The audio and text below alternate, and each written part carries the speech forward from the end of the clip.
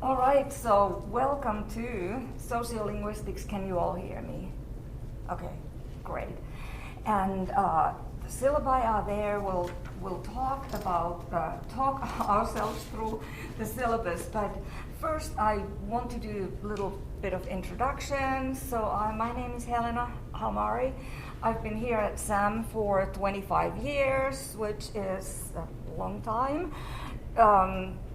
You were not even babies when I started working here, so it's been cool, and I'm a linguist by specialization. My PhD is in linguistics.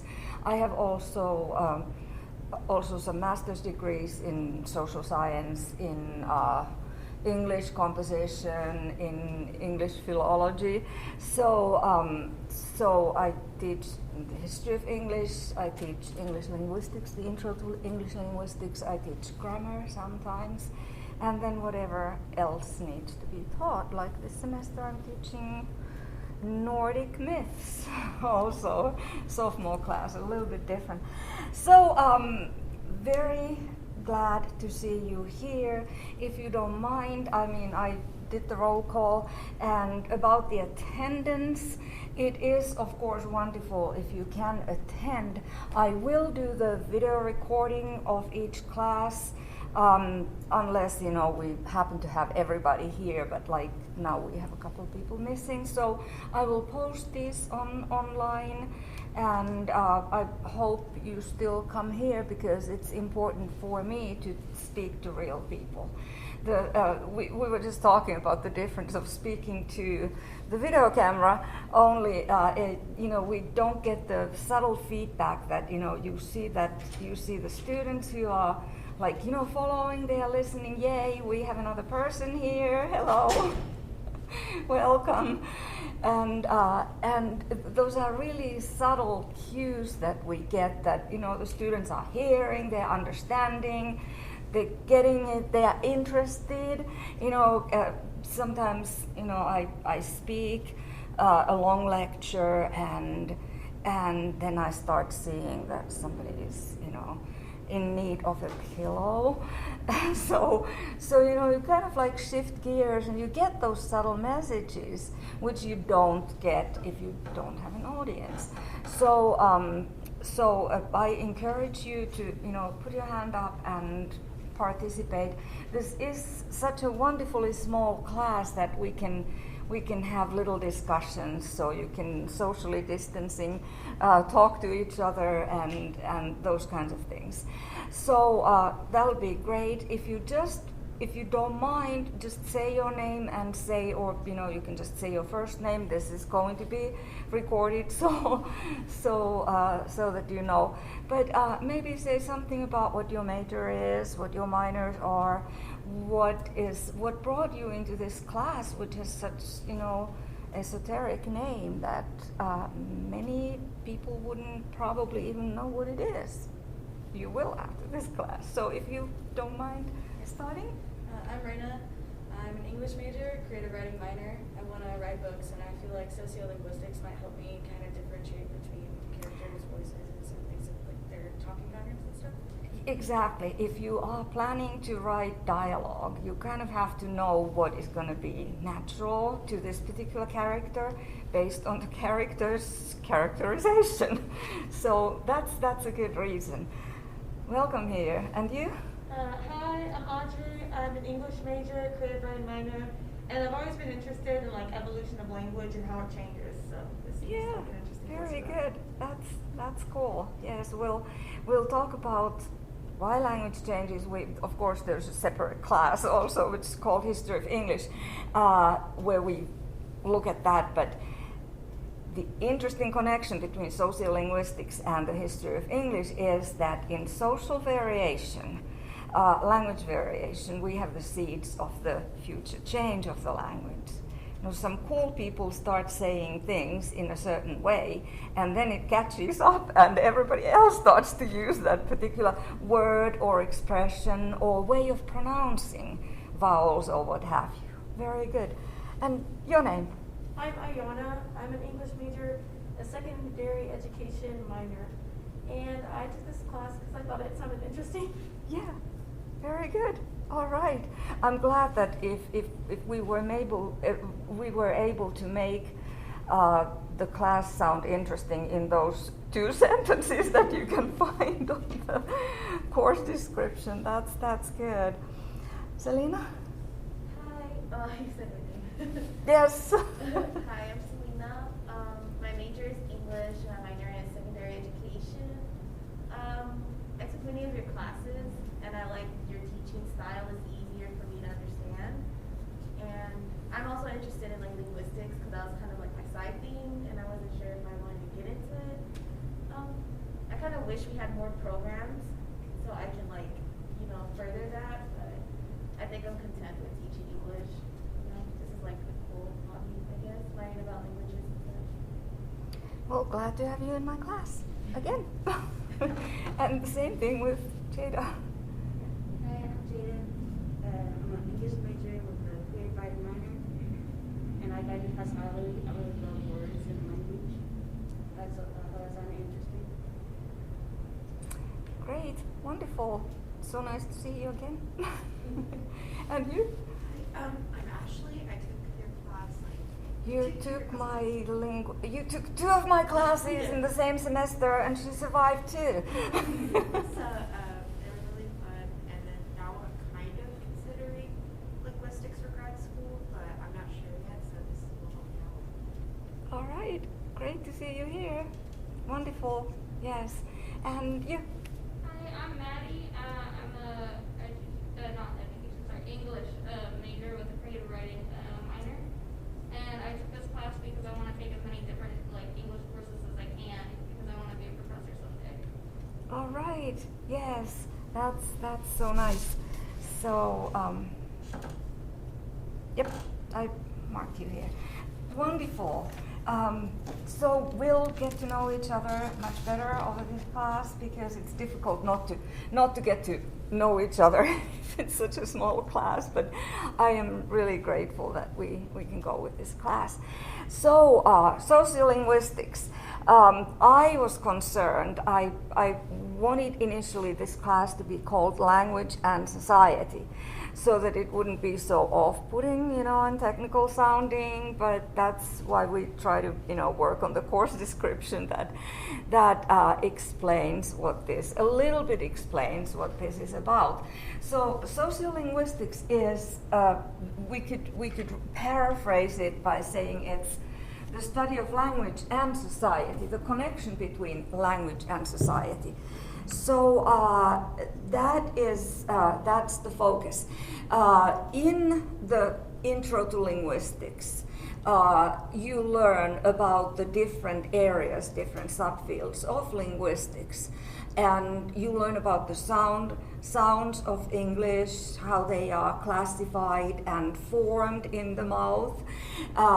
You learn about the sound system of English and other languages, and how the sound systems differ from language to language, and then they cause a little bit of problem when one is studying a foreign language and the sounds are organized a little bit differently. So the meaningful differences are created by different changes, by different sounds.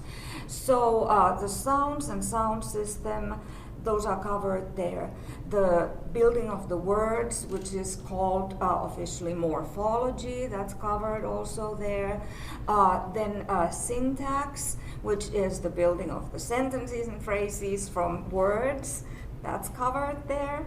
And if you've taken, how many of you have taken English grammar? Yes. So English grammar focuses only on syntax, okay? And morphology a little bit, yes, in the beginning. Then semantics, so these 5 different fields of linguistics: phonetics, phonology, morphology, syntax, and semantics. Semantics is the study of meanings of words and phrases, and sentences.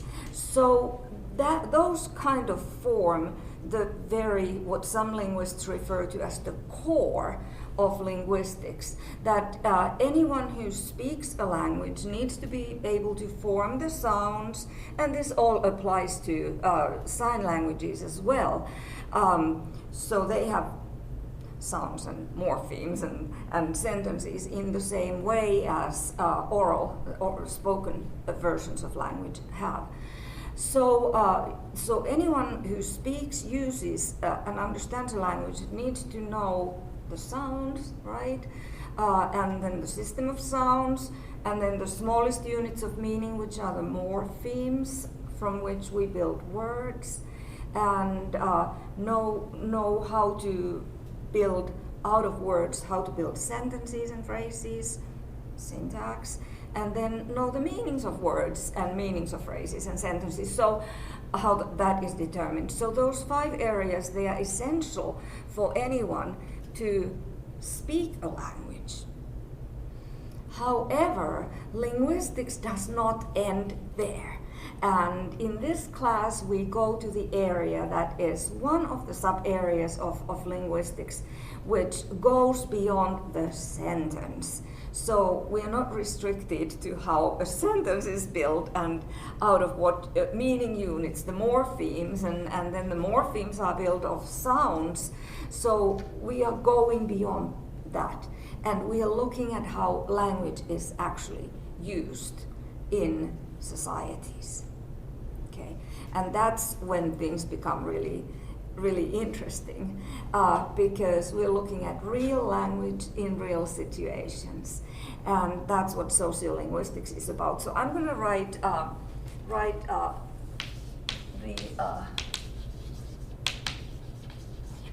quick paraphrase.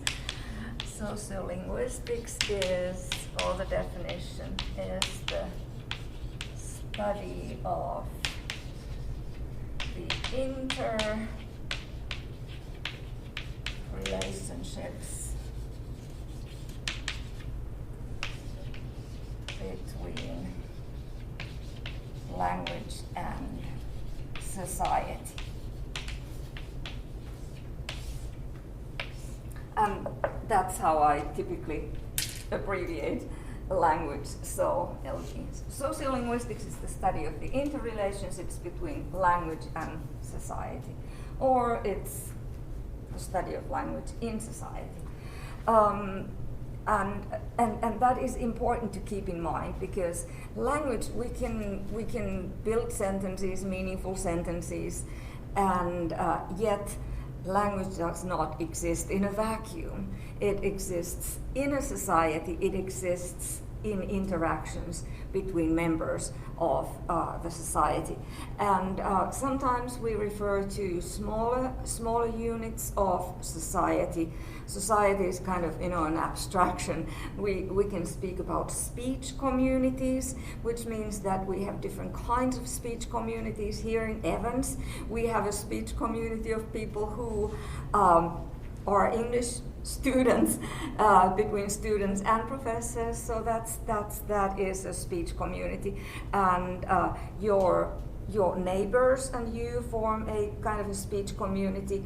All the American citizens and people living here, better that way, everybody living here, we form a speech community and typically use English for communication. However, there are groups of people living here who use maybe some other language in the interaction. So that would be another kind of a speech community. So that is those are kind of like the premises. Have you found this book? This is the book we're going to be using. Okay. Check the bookstore, and I won't say anything else if it's not there. So this is Ronald Wardhaw and Janet Fuller. Well, it's on the syllabus, so I'm not going to write it down, but it's the 7th edition. And the organization of the 7th edition is, I've taught the 6th and 5th editions before. This is different.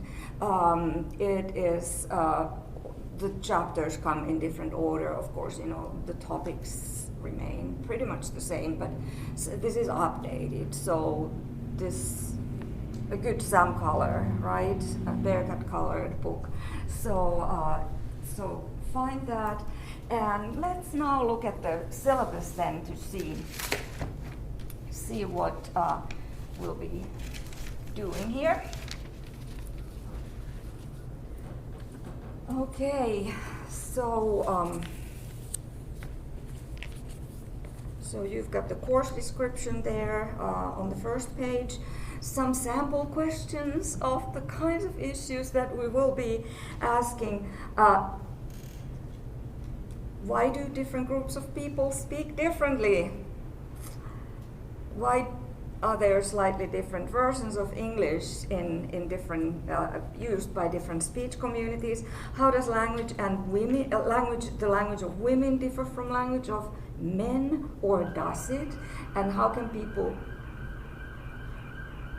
manipulate the language that is associated more with women? And kind of like take some of the features of that in order to signal that they are on a continuum, for instance, so that they wouldn't identify either as men or women, but maybe mixing both. We do these amazing things with language. So in the same way as we communicate things about ourselves by the way how we dress up, or down, we also communicate things about ourselves, our identities, by the way we speak. Okay, so language is like clothes. We can change the clothes depending on the situation. We can change the style of language, and we'll talk much more about those kinds of things. So other questions, what are the reasons for the persistence of regional and ethnic dialects? Why do Americans speak differently from the Brits, for instance? Why did Standard English gain its prestige status in our society? And which groups of people tend to be the leaders of linguistic change, if you were interested in change, so we'll talk a little bit about that. Other questions, why do we all speak differently depending on the speech situation? Me lecturing to you here, speaking to a microphone in front of a video camera, means that I do speak differently to you as how I would be speaking to you if we're just talking to each other in the hallways.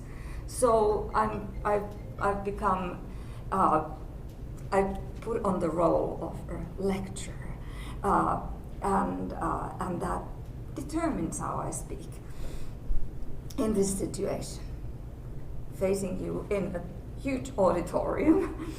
So what is the purpose of slang is another question. What do people do when they sometimes resort to slang? Why does English have its double vocabulary, the native Anglo-Saxon words coupled with typically longer French or Latin or Greek vocabulary, and so we can say the same things in different ways? What's the purpose of that? Because language is typically prone to be very economical, so that there wouldn't be 5 different ways of saying the same thing, but there are. So how did that happen? How does spoken language differ from written language, and why does it differ? Is there a correct way of speaking? And the answer is yes and no, depending on what is meant by correctness. If correctness is this prescriptive notion that there is a standard variety of English which people should be aspiring to use in all situations, then the answer is no, that's not what we should do. I mean, imagine a person who always speaks like a dictionary or a book, or just uses fancy words, and to whom are you sending this letter? And oh, it's Dr. Adams who is checking that my camera is working. who's the provider of my camera. So we will be talking a lot about the standard English versus non-standard varieties of English, and we will be learning that the correct way of speaking is sometimes to use the non-standard variety, because that depends on the speech situation. If you speak to your buddies, your parents in the standard variety, and they are not speakers of the standard variety, then what's going to happen? Miscommunications. They what? Miscommunications. Yeah. So it's depending on the occasion. If you in a very informal occasions use standard English with your parents and family and cousins and neighbors and friends who are not natively speakers of those varieties, then you might be even ostracized for being snobby or trying to be something that you are not. So it's always very good to be multi-dialectal in a way that you can shift from one variety to another. If you go to a job interview, on the other hand, what is the variety you should be aspiring to? Standard, yeah. Of course, it depends a little bit on the job, but if you want to be like a newspaper reporter, you show with your language that you can your language reflects the rules of the written standard. So then in that situation, it would be not a good idea to resort to a non-standard variety, which you should be resorting to when you speak in a more informal situation. So those are this kind of like basic rules, and we do it very instinctively. We shift along the informal, formal varieties of language without even paying attention to it. So it's cool. So let's talk a little bit about what kinds of the objectives are listed on page 2. It's a short list of objectives and relatively abstract, but this is good to know that these are the goals. So you will learn to use basic linguistic terminology in your academic writing and discussions, so that you understand there's this phenomenon that you have noticed by speakers of English, and you can give a name to that phenomenon. So, like for instance, if people say, what is the I just heard this yesterday. Adjective or adjective, both are fine pronunciations, but adjective is more informal, and it's created via consonant cluster reduction, so you will be sounding very, very educated when you can. Oh, the child is, for instance, saying a word in a particular way, and you can give a label to it. Oh, that was, monophthongization or consonant cluster reduction. That's not the goal per se, but you will gain that kind of special vocabulary in this class, so that you can sound like an authority. Because this is one of the things that language does. When you have a particular vocabulary, you can add to your ethos. If we think about the rhetorical descriptions, pathos and ethos and logos, persuasion needs to have a good balance, and or resort more to something. But ethos is always good because it's the credibility of the speaker. So if you can use the terminology, then you're credible as a speaker. but that's kind of like a minor. You can apply the concepts of register and dialect variation, we'll talk much more about that, to analyze everyday language, both formally and informally. So you can, for instance, give a presentation of what's going on in everyday language, or you can talk about it informally. Like if there is some kind of a verbal quarrel, not a fist fight, between people, you can kind of like see that in terms of how that happened. Someone said something and the other person interpreted it in a particular way, and that was not necessarily the intention of the speaker, but the interpretation happened. And that is a really cool thing, because you kind of gain this skill of observation, and you notice things that were purely linguistically based reasons for arguments, for instance. So that'll happen as a consequence of this class, and we'll do some practice that you make some observations. So you can explain the difference between prescriptive and descriptive attitudes to language and be aware of those. The prescriptive attitude of language is when people say, that is wrong and this is right. That's bad English. That's prescriptive, right? So you will kind of like gain the understanding of analyzing that, some people are very prescriptive, like, don't say ain't, don't use double negatives, don't place your prepositions at the end of sentence. And of course people do this all the time, native speakers of English, so they are appropriate ways of speaking, not in the job interview, but in casual conversations quite often.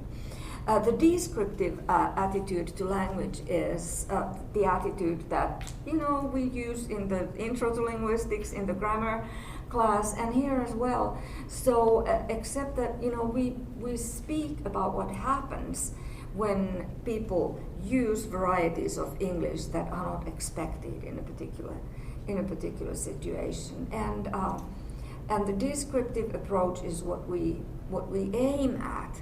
We don't say, and linguists don't say, and students of linguistics don't say that was bad English. There is no such thing as bad English to a student of linguistics. But there is an appropriate variety in every particular situation. And sometimes people wear wrong clothes to formal situations, or informal situations they wear something too formal, and that's the same thing with language. So you will become sensitive or be able to analyze social constructs such as power, or other constructs like gender, social class, and so on, and see how those are reflected in people's language use. So we'll talk a lot about that, and you'll be able to discuss the role of language in society and culture. So that's the overarching goal here. Let's talk about attendance expectations. I don't have an attendance grade. I just don't believe in that, because you are adults and you know best. But I do strongly recommend attendance, because we already talked about it, how it's, you can signal to me immediately if I'm saying something that doesn't make sense, and you can ask, and so on, okay? But you don't get, like points deducted if you are not here. I think that's not the job of the university to do. For administrative purposes, I need to take roll, and if you are not here, like for instance, if you can't be here on Tuesday and Thursday at all, then you need to go and view the video, and then that will constitute your attendance. So I will. Blackboard gives these reports, and but I do want to emphasize this is not away from your grade if you don't do it, except indirectly, of course. If you don't attend, if you don't even view the video, then how can you do well? That's the motivation of being here. So I just want to make that clear that that's the case. So on test days you need to be here, but there aren't that many test days. We also have some presentation days, so then you have to kind of like plan being here. Okay, I've got the course requirements with due dates listed here at the bottom of the syllabus. So February 2nd is the first assignment that is due, and it's an assignment directly from the book, because the book has these really good and useful, well-designed, well-planned little assignments, which are called explorations. And I like that term because it's, exploration is when you explore about a topic, and it sounds much more fun than an assignment or homework or something. But it's not just like a euphemism for homework, because these are explorations. There are no right or wrong answers to these, but what I want you to do is to write a response to the prompt in the book, to the exploration prompt. Like, for instance, the first one is on page 90, and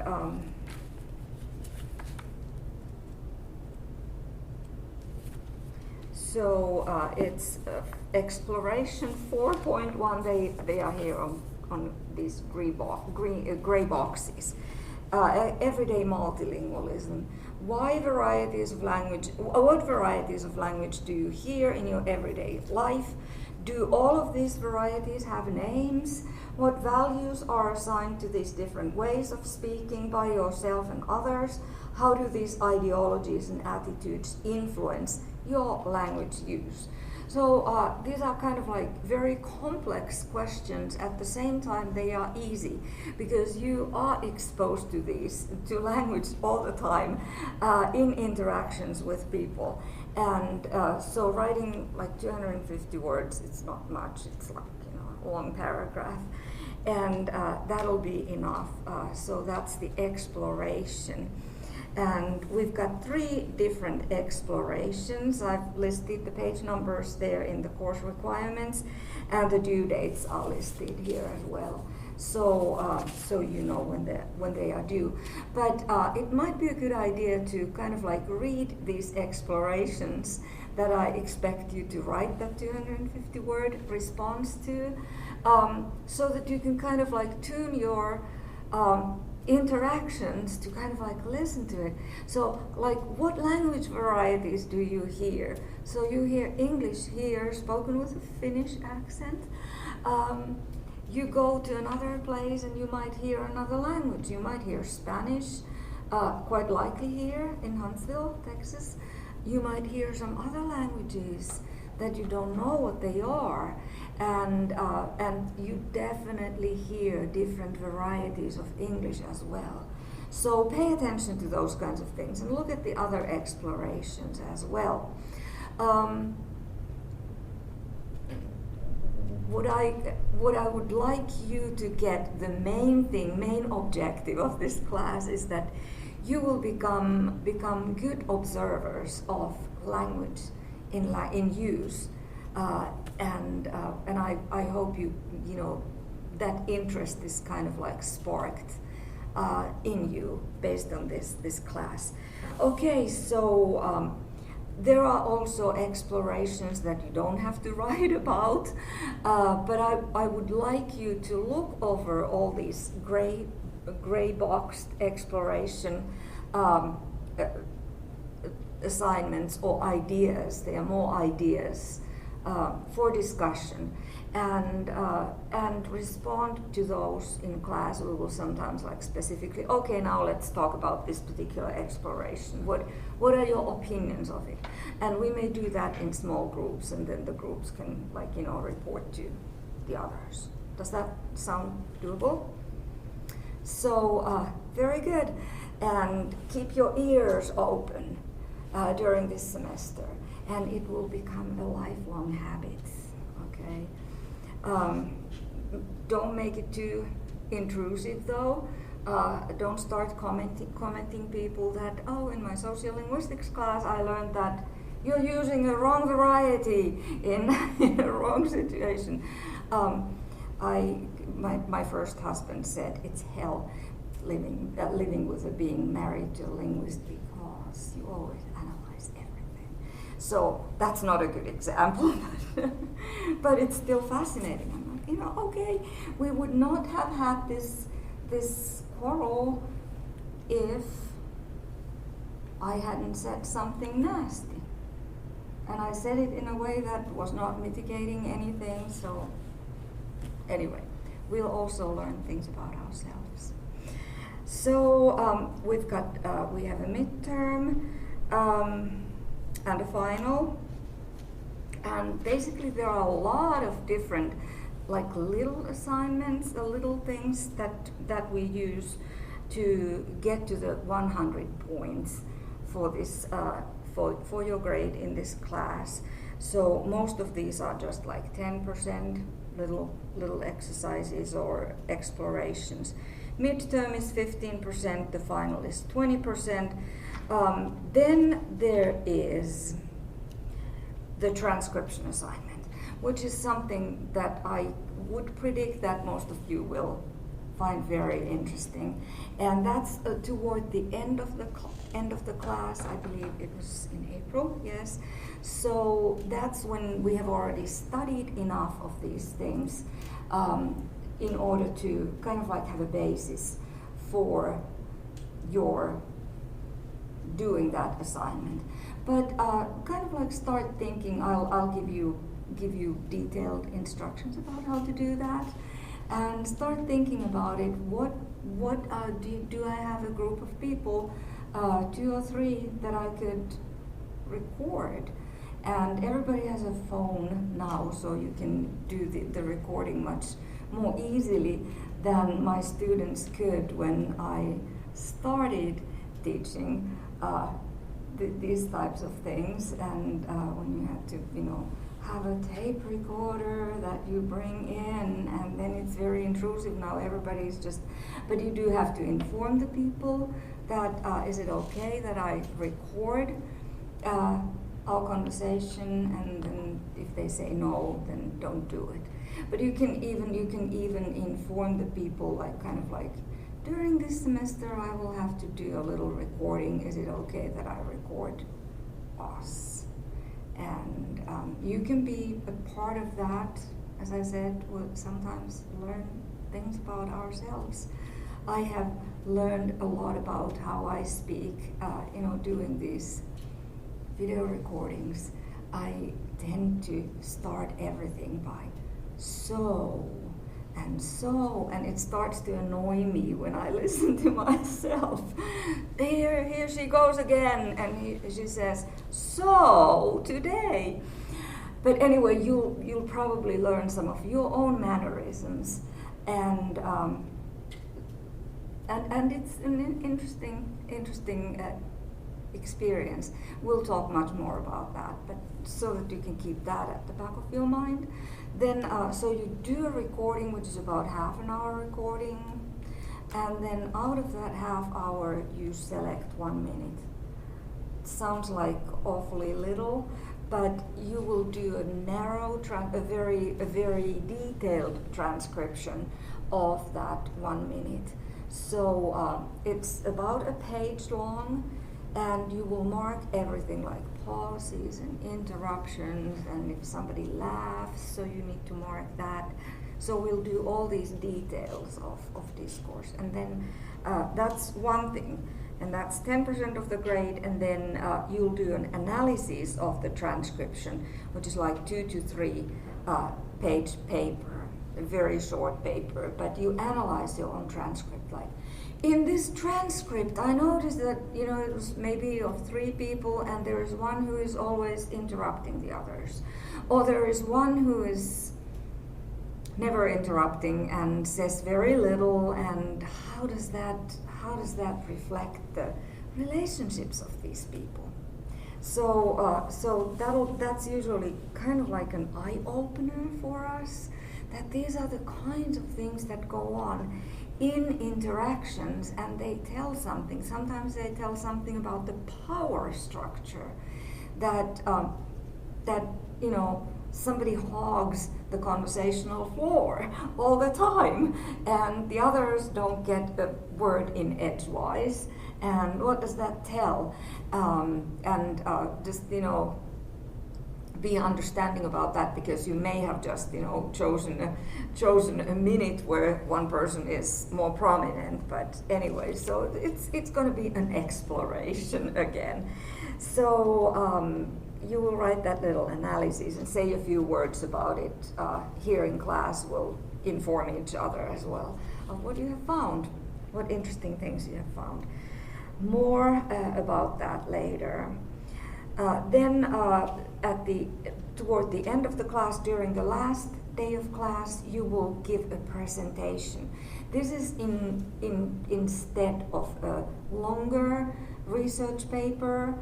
I thought that this might be a better use of your time. You basically do the same thing. You do research so that you can back up your little paper, and that's going to be on a topic that interests you, something you get from this class and that you want to explore a little bit and tell more about to us others. So that will be an oral presentation at the end, and a 10-minute oral presentation, but you don't have to write it into a research paper. You will have to have 5 sources at least, and you will clear the topic and get feedback from me before that is due. So you get 5% for presenting the topic to me, so that I can give you feedback and tell you if it's an impossible thing to do, for instance, or if this is a fantastic thing. Usually students come up with fantastic ideas for the little presentation. So how does that sound? Do you have questions? Is it doable? Okay, very good. Of course, the key thing is to get the book and start reading it, and it's not all that long. It's not even, you know, it's just a 400-page book, not even 400 pages. So interesting stuff there. I promise. So here I go again. I say so, and let's just, you know, kind of talk a little bit about some basics to as a background for talking for doing the readings. Just follow the readings according to the syllabus, and we'll go from there. So what about sociolinguistics? One of the things is that we do not really only absorb the language of our parents. Whatever that language is, it may be a language other than English or a dialect of English.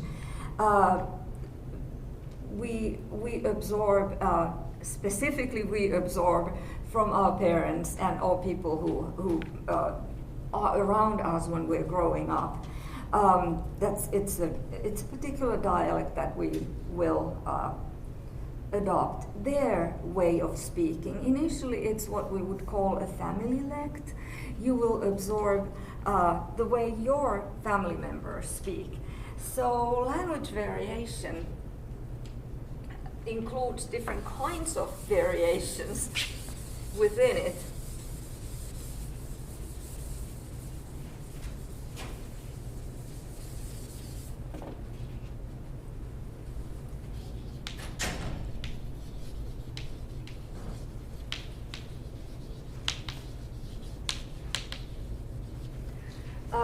language variation is a cover term. Hi. It's a cover term for the fact that we have about 5,000, 6,000 different languages in this world. That is language variation in its most general sense. So of course, we acquire the language that our parents, our caregivers use. That is the language we use. But in addition to that, we absorb the nuances of that particular language. So it's going to be a particular kind of a dialect, and that's another kind of variation. So dialect variation is another kind of variation. It goes under language variation. So we have different languages like English and Spanish, and then both have different dialects, of course. But as I said, we don't only absorb that particular dialect, but we observe a specific family lect, the way your family speaks. So that would be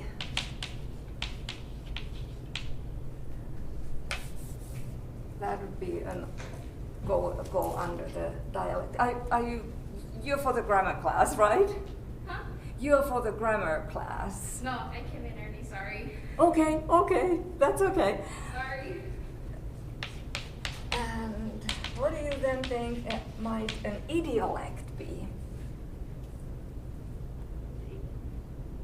If the family lect is how a particular family speaks, what might an idiolect be?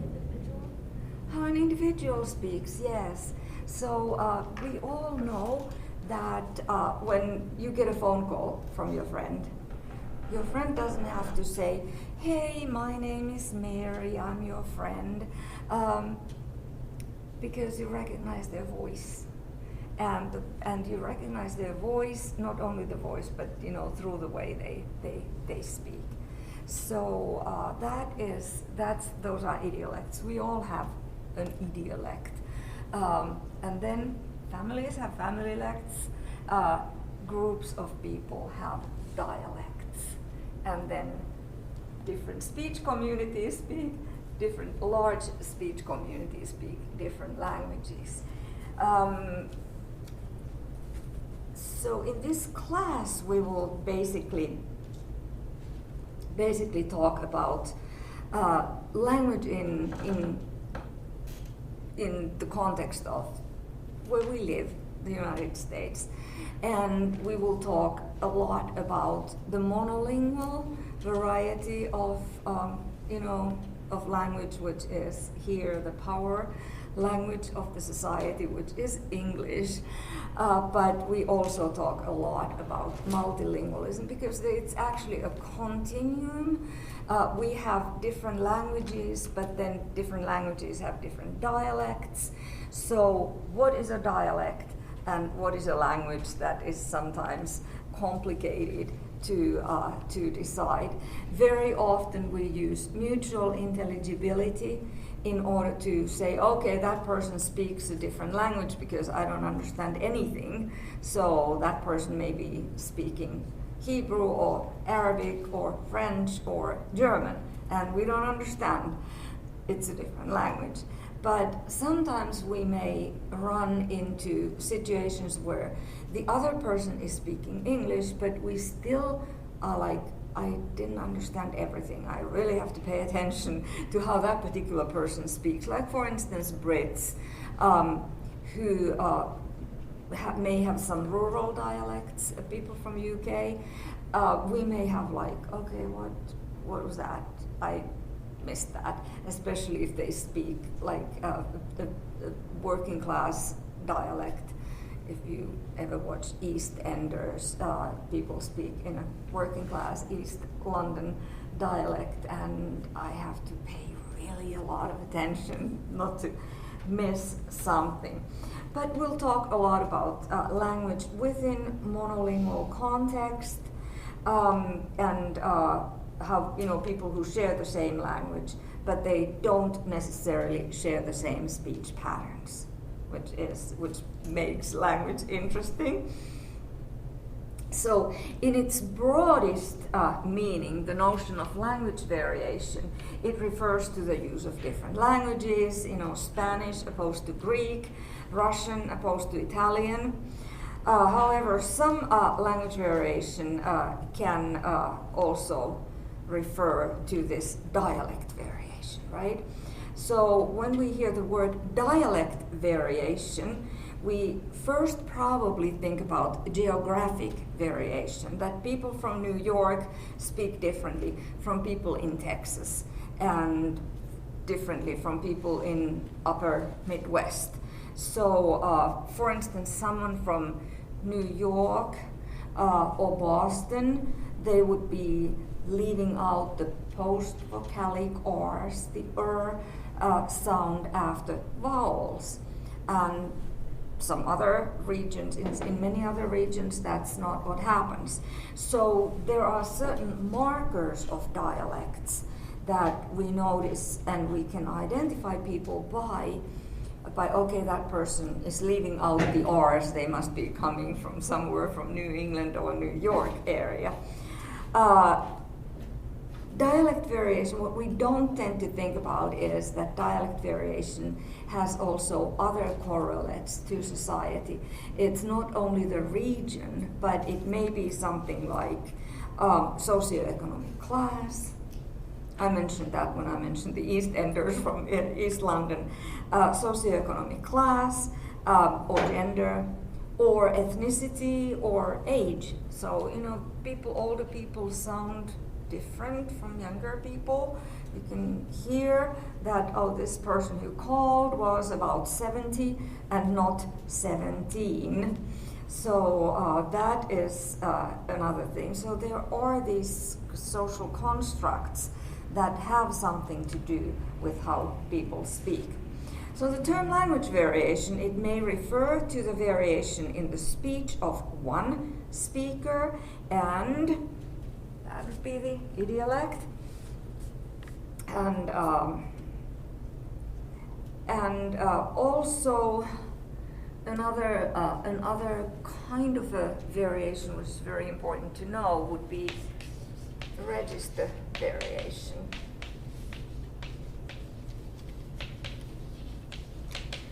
Because even though everybody has some sort of an idiolect, part of my idiolect is my Finnish accent, right? But we always vary the way we speak depending on the speech situation where we are. I already mentioned that I speak differently to you when I'm lecturing to you as opposed to when I'm just chatting with you.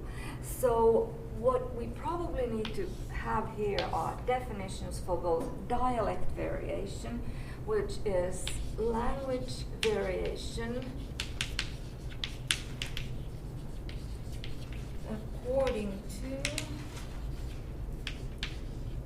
does anyone remember from the linguistics, intro to linguistics class, according to what?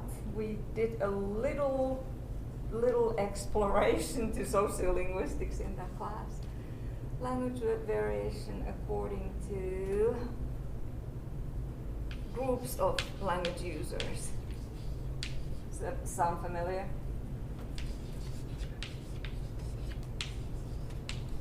So dialect variation is language variation according to groups of language users.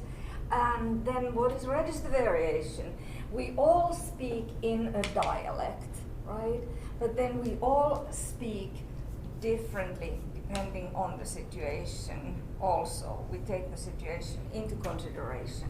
And register variation is language variation according to, do you remember? Situations of language use.